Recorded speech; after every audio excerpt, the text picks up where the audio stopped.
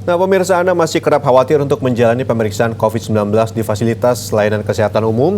Sekarang, layanan tes COVID-19 di rumah saja sudah tersedia. Anda tetap aman berada di rumah dan petugas akan datang memeriksa ke kediaman Anda. Lalu bagaimana caranya? Ini dia, pemirsa. Masih tingginya angka penularan COVID-19 membuat kita harus selalu waspada dan peduli pada kesehatan. Selain selalu disiplin mematuhi protokol kesehatan 3M dan VDJ, pengecekan COVID berkala baik melalui rapid maupun swab test harus kita lakukan.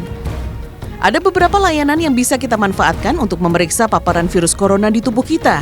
Bisa di rumah sakit, layanan kesehatan umum, laboratorium, layanan drive-thru, hingga tes di rumah saja. Harga pemeriksaan tes di rumah bervariasi tergantung lokasi, jenis pemeriksaan, dan jangka waktu pemberian hasil tes. Makin cepat hasil diterima, tentu makin mahal juga harga yang harus dibayarkan. Maka penting bagi Anda untuk membandingkan terlebih dahulu layanan mana yang pas dengan kebutuhan Anda. Ternyata semua prosedur protokol kesehatan juga ketat diterapkan saat pengecekan dilakukan, termasuk penggunaan APD lengkap saat petugas datang ke rumah subjek. Keamanannya mereka itu mensterilkan semuanya gitu, seperti bahkan meja saya pun mereka sterilkan dulu. Yang jadi nilai pentingnya kan otomatis ada limbah kesehatan nih, Ra. Dalam artian kayak sarung tangan yang udah dipakai gitu, jarum suntik yang udah dipakai. Nah, sempet tadi nanyain, ini kemana ini? Itu si limbah kesehatannya ini. Udah nggak apa-apa, ini disimpan di trash bag gitu, nanti sama mereka dibuang. Karena mereka pun katanya punya lahan buat pembuangan limbah kesehatannya. Sebelum menjalani tes, Anda harus mendaftarkan semua data diri, memilih jenis dan waktu tes, serta menuntaskan pembayaran secara digital.